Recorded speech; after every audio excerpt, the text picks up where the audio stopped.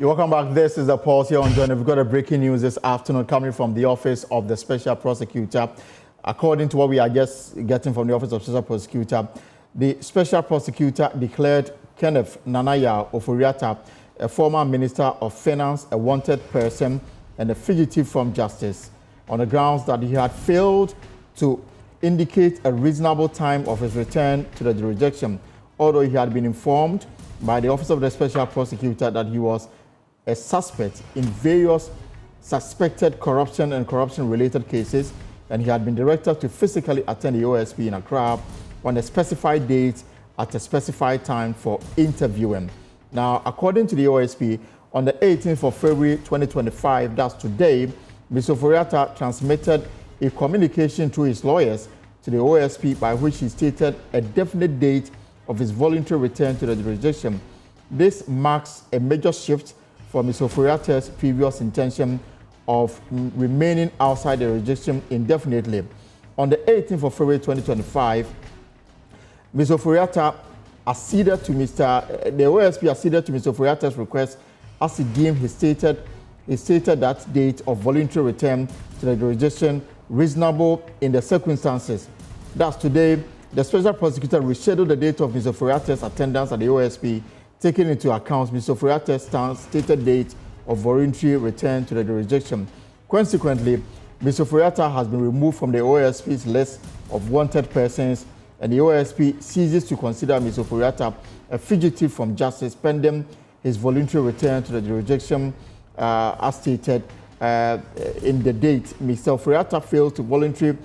If the Mr. Ofori-Atta failed to voluntarily return to the jurisdiction, his stated date, he and Mr. Ofori-Atta fails to attend the OSP on the scheduled date, he shall be re-entered on the OSP list of wanted persons, and the OSP shall then consider him a fugitive from justice, and the OSP shall take all the necessary legal steps to secure his return to the jurisdiction and the attendance at the OSP at our own choosing. The OSP is committed to its mandate of ensuring accountability, guided by due process and fairness. So this is the breaking news coming in from the Office of the Special Prosecutor. According to the statement that is just coming from the Office of the Special Prosecutor, they have correspondence from Kenneth Nat'l Ofori-Atta, the former finance minister, that he has intentions of returning to the country and attend to the OSP. And consequently, the OSP has, Mr. Ofori-Atta has been removed from the OSP's list of wanted persons, and the OSP ceases to consider Mr. Ofori-Atta a fugitive from justice pending his voluntary return to the jurisdiction. If Mr. Ofori-Atta fails to voluntarily return to the jurisdiction, as he has stated in his letter to the OSP, and if Mr. Ofori-Atta fails to attend the OSP on the rescheduled date, he shall be re-entered on the OSP's list of wanted persons, and the OSP shall then consider him a fugitive from justice, and the OSP shall take all the necessary legal action to secure his return to the jurisdiction and attendance at the OSP at our own choosing. This is signed by T.C. Jabem, the Special Prosecutor, dated today, 18 February 2025. So this is the breaking news from the OSP. Ken Ofori-Atta is no longer a wanted person. Ken Ofori-Atta is no longer a fugitive from justice because he's written to the OSP indicating when he will be available in the country to attend to the invitation of the OSP. That is the breaking news coming your way this afternoon from the Office of the Special Prosecutor. Mr. Martin Pebu joins me for a quick reaction to the Mr. Pebu. This is just coming from the Office of the Special Prosecutor. They've taken steps to remove Mr. Ken Ofori-Atta's name from the wanted persons list as no longer a fugitive from justice, because according to the OSP, Mr. Ofori-Atta has reached out, giving indication when he will be available in the country to attend to this invitation. Your reaction?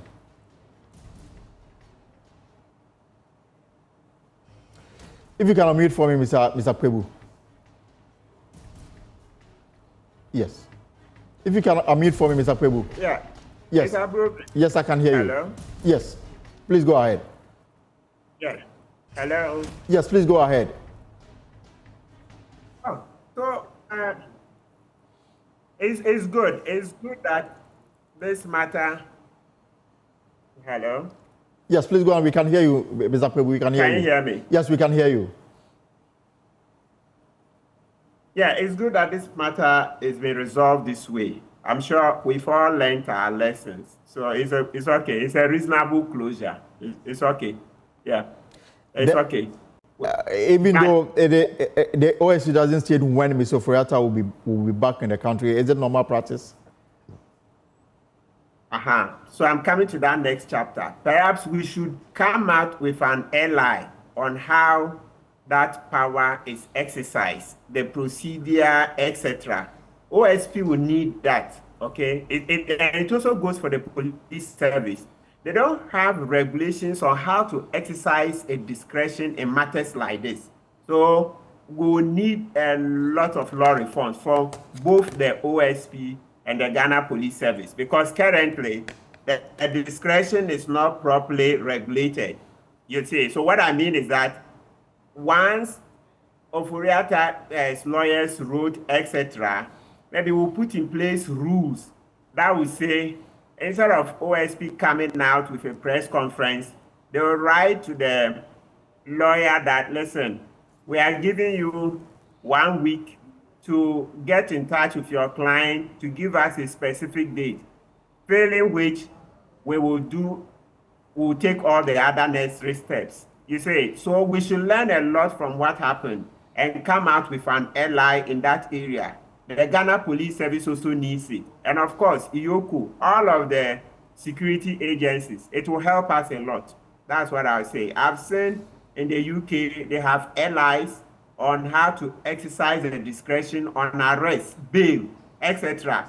Ghana, we don't have those. I've mentioned it in the past that we need law reform to be able to help the police, OSP, IOCO, etc. on some of the ways they go about their work so that the exercise of the discretion to arrest or to declare somebody wanted does not cause a lot of hue and cry.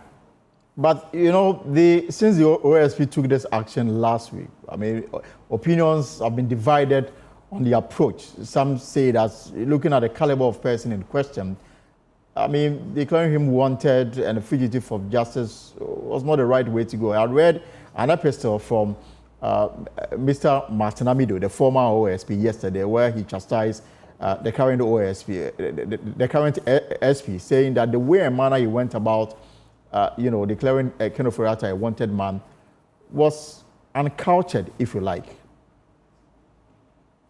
I would not use the word uncultured.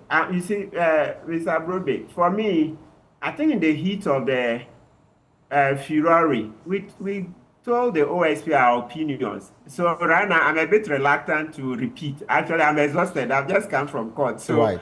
I'm not, but I won't say uncultured. You remember we said the key thing was that Mr. Ofori-Atta wrote to the chief of staff before leaving. Right. And I think all of that, our understanding is that because of the stature of Ofori-Atta, once he wrote that letter to the chief of staff, and everybody knows that Ofori-Atta is needed for a lot of purposes. I mean, to refine the sentence, it's needed in many investigations because in the tenure as finance minister, we thought that he helped too much in the loot. We know even his own data bank. We borrow, then data bank makes money. We borrow, Ghana borrows, then data bank, a company he has quite a significant shareholding, makes money, etc. The SML deal. So food soldiers, everybody in Ghana knew that Ofori-Atta will have many questions to answer. So I think all of us, our understanding and expectation was that once the chief of staff, Mr. Deborah, received that letter, it would go to national security and especially OSP. So if Mr. Deborah's office didn't pass on the letter to national security and OSP, that's unfortunate. But I'm sure a lot of the arguments we are making are based on the fact that we all assume that Mr. Julius Deborah will send a letter around because Ofori-Atta is public enemy number one. It's not hidden. Me, I've been looking forward to the day he would answer for all of this. But it doesn't mean that we should, take him on at any cost without due regard for the rule of law. That's how come. So even people who heard me saying that I'm not in support of the OSP declaring him wanted, they were surprised. And I said, yes, I'm a lawyer. I'm using the law. I cannot just say because I want Ofori-Atta to answer questions here and Akufo-Addo etc., it means that we should throw away the law and just grab him by the neck and start dealing with him anyhow. No. So that's why I say it's good. So we also want to respectfully draw the Chief of Staff, Mr. Debre's attention that if he didn't send a letter to National Security and OSP, please, next time he should do so, because I think we could have avoided this situation, because it doesn't appear Kissi was aware of that letter. My final question, Mr. Martin, quick before I let you go, because you are tired, obviously. I'm tired. Exactly. But my final question, I mean, can this be situated in an arena where it makes suggestive of an office, that's the OSP, doing this work, regardless of who is the target? Because when this matter first came last week, a lot of media commentary, some suggesting that the OSP is on a personal vendetta.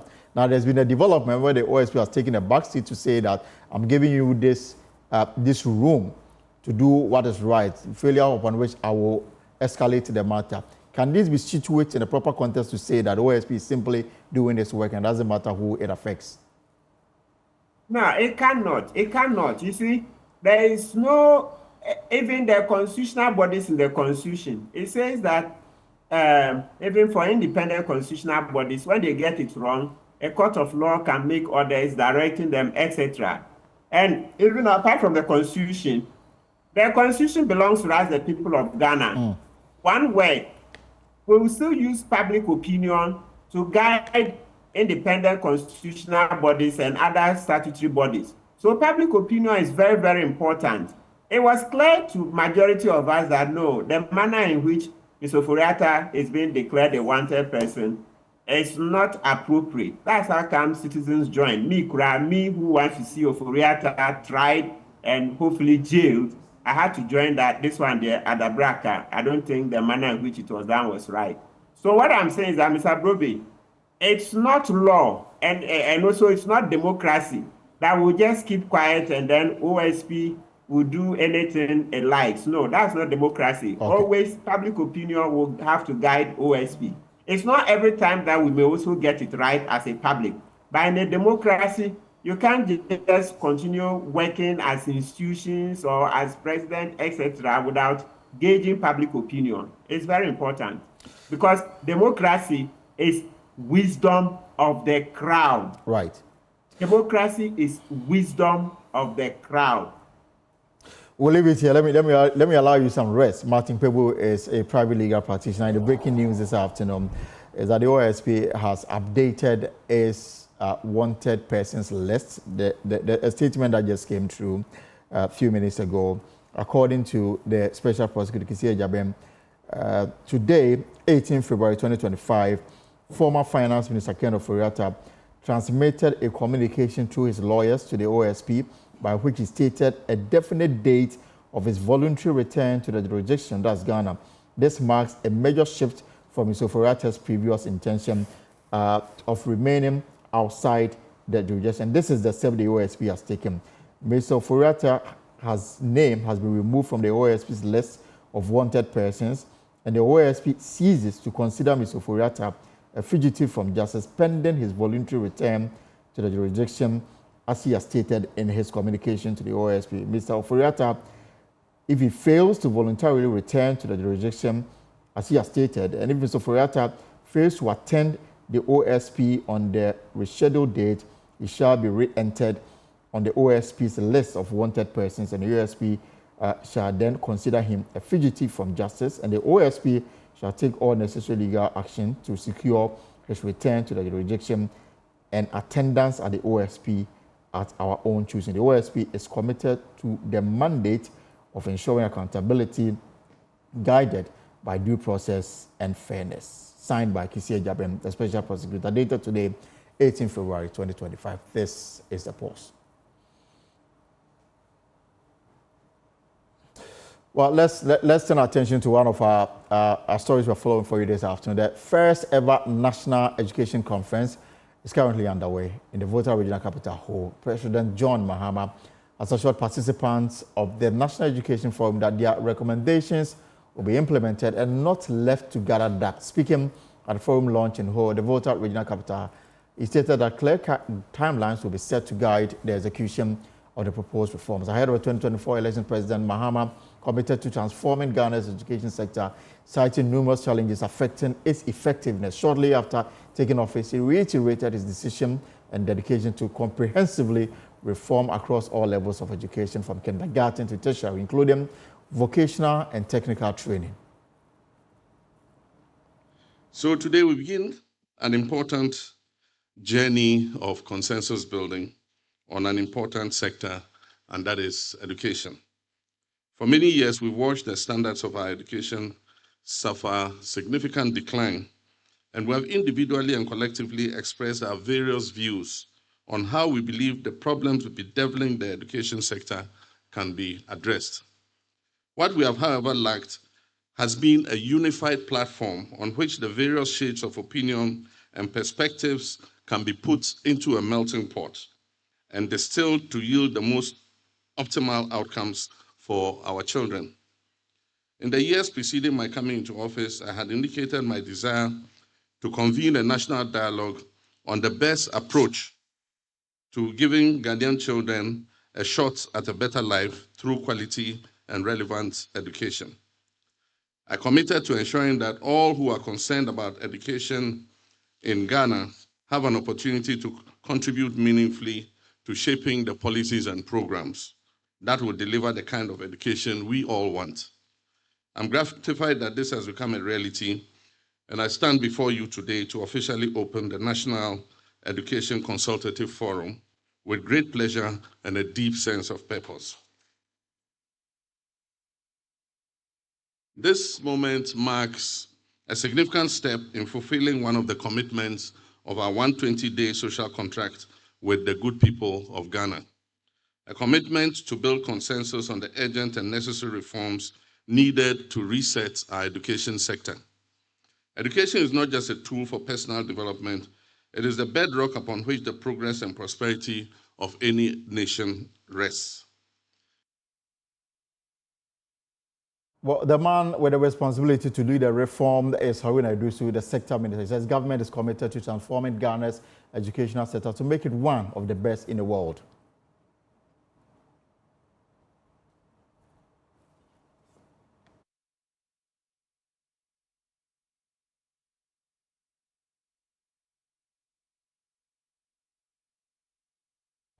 Well, we'll bring that to you later on. We hear from the education minister. We have more analysis on this matter. But let's get to understand how others make of this proposed this conference that is underway in the Volta Regional Capital Hall to sort of fine-tune our educational sector. In a keynote address on the topic, increasing access to quality education for marginalized groups, Professor Emmanuel Champon urged government not to implement the free SHS as a policy that benefits the poor, but a subsidy for the rich.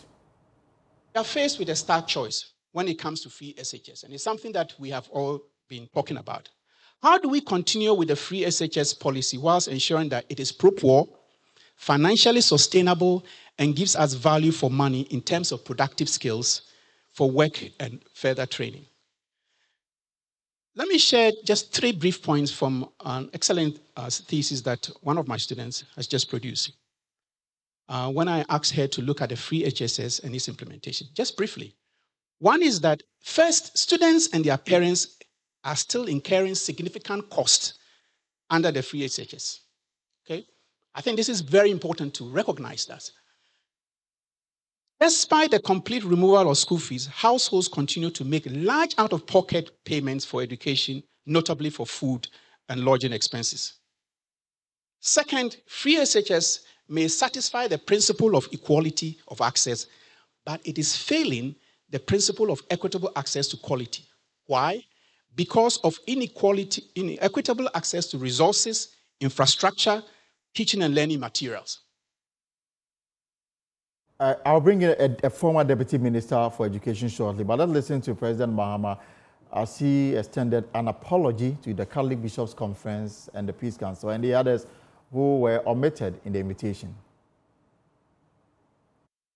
But first, let me express my sincerest apologies on behalf of the Planning Committee of the Forum to our stakeholders of the faith-based organizations for the unpardonable omission committed in your delayed invitation to this forum. I am aware that the omission was very speedily remedied, but you still deserve an unqualified apology for this oversight.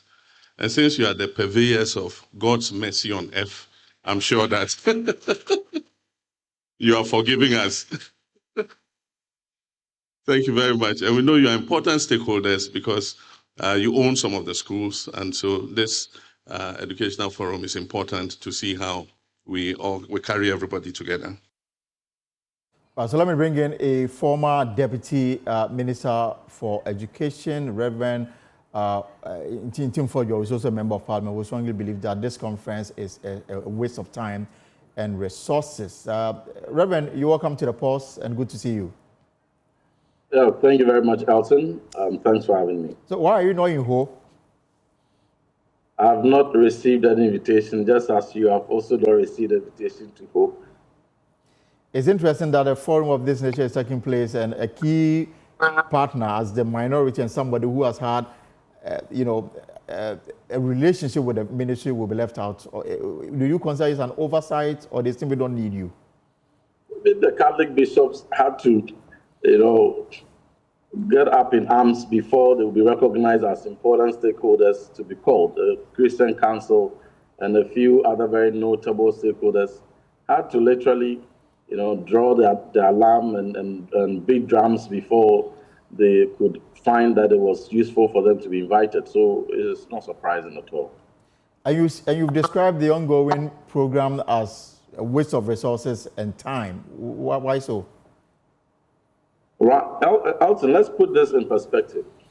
So, a National Education Forum is to be held. I am not against the principle of stakeholder consultation because throughout our 8-year period in government, we did every year, we set aside 1 week for National Education Week. In every November, we set aside 1 week where key stakeholders, broad-based, different sets of opinion from faith-based organizations, Catholic Bishop Conference, Christian Council, the Methodist Church, Presbyterian Church, and all other faith-based organizations that are playing very key roles in education. Development partners, local, international, CSOs, organized labor, parents, students, educationists, and education practitioners. Key of them were all put together every year to review programs and policies, key policies of the ministry and agencies. Comprehensive criticism were received. Very comprehensive papers were presented to point us where we are doing well, where we ought to pay attention. In all of these, we obtained credible feedback for policy making and for continuous improvement in our policies. But it is instructive to note that the main reason why the stakeholder conference is being called, we are told, one, is for them to produce an education policy for the country. Is that correct? Right. Yes, Elton. 2018, a broader consultative assembly constituted in this country, which even had a broader array of stakeholders, even much broader than what has been assembled in whole. About 80% or 90% of the key stakeholders involved were part of this process. That stakeholder consultation culminated in what we call the Education Strategic Plan. Right. That is to span from 2018 to 2030, and that aligned with SDGs. So it was to span from 2018 to 2030 to ensure that every aspect of our education system, from kindergarten all the way through primary, JHS, TVET, SHS, and tertiary, were all aligned. So broad policy guidelines were set in place. You find STEM in there, you find TVET, you find curriculum, you find innovative pedagogies, you find play-based pedagogies. So you find the aspirations of this country for expanding access to tertiary education, improving quality, where we wanted to get to actual measurable targets were set, medium term and a long term. And that policy is still very much active and is very much potent. Right. And so it's expected that successive governments will be guided by that strategic plan, which is a broad education policy of this country, and if they have some innovation or some improvements, incremental improvements, they want to tweak it, they go ahead with it. That is one. So the question is, are the consultations going to set aside that strategic document, jettison it, and completely come up with a new education policy for the country? If not, how different is what they are going to produce from what is existing? Again, others are also asking questions that as a government, you had 8 years in opposition. Right. You had a to tour the length and breadth of this country, and you have become familiar with challenges in the education sector, if there are, and for which reason you proposed certain alternative policies, which you, in your view, is more superior to what was existing, what the S4 government implemented. You saw those specific promises. That becomes the embodiment of your vision for the sector. You craft your manifesto and give specific promises how you're going to, turn things around in the education sector, how you're going to continue free SHS, how you're going to expand it to include private schools. You also stated your intent and your vision to conduct mean testing to determine which parents can afford and those who cannot afford, so that some sections of the population will pay as part of your free SHS. You also stated that you will cancel double track.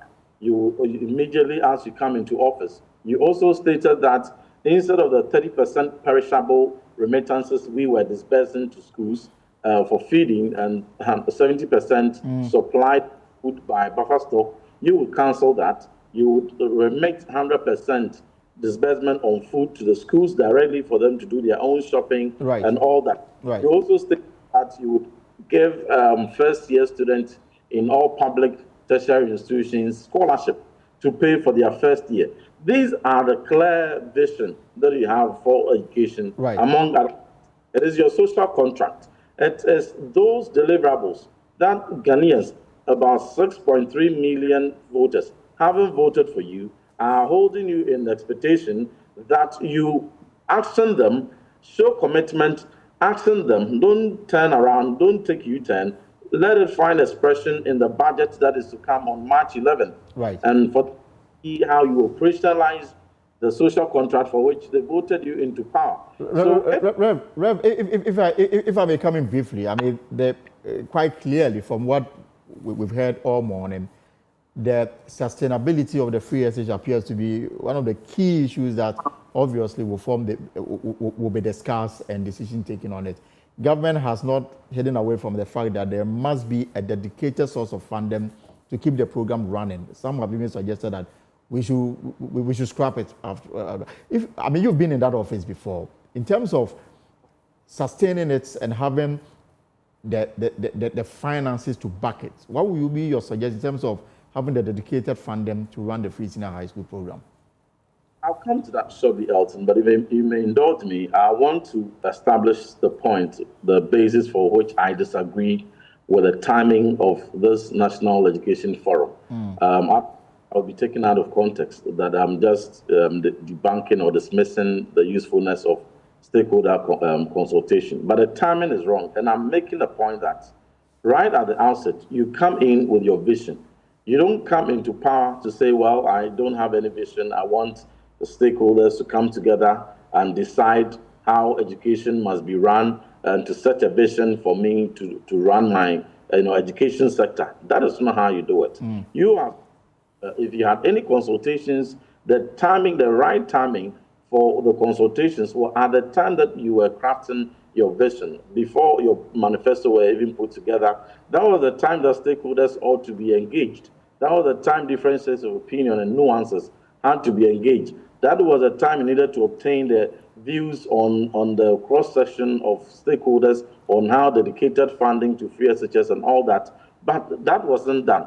But you put in these promises based on which people have voted for you. You start running with it.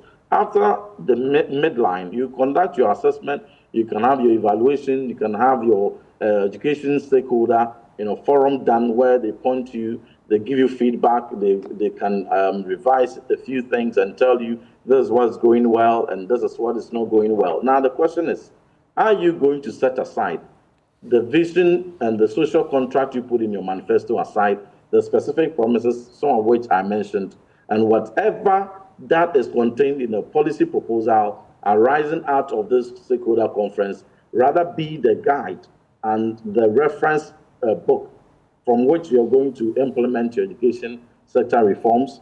That is the question I'm asking. Now, the two answers is, if the Education Forum produces a document that is different from what the president promised the good people of this country to do for education, then it is just an avenue to take a U-turn and to renege on the promises they gave and to say that, well, I promise I'll do 1, 2, 3, but the stakeholders have advised that we will set and rather focus on 1, 2, 3. If they're also going to produce the same things that are contained in your manifesto, then it's a complete waste of resources, putting hotel, paying their per diems and all the allowances and all the costs that will be incurred across the country. If they were coming out and all they are bringing is not reinventing the wheels, but the same as education strategic plan, broader policy document we already have, or the manifesto, the NDC manifesto being polished and being brought to us, then that is the basis of my assertion. But Reverend, wouldn't that also represent that, wouldn't the outcome, if different from what the party promised before the election, wouldn't that rather represent the wishes and aspirations of Ghanaians for the sector? How do you determine that? Because the basis for determining what the people want is what they voted for. So if you promise them something, for instance, when President Akufo-Addo promised free SHS and he won power in 2017, immediately he set out, he was clear in his mind the challenges in the education system and what he needed to do to solve it. So right at the outset, he set out to implement it. Then as we went on, all these stakeholder forum and the periodic consultations were done to review and adjustments made to it.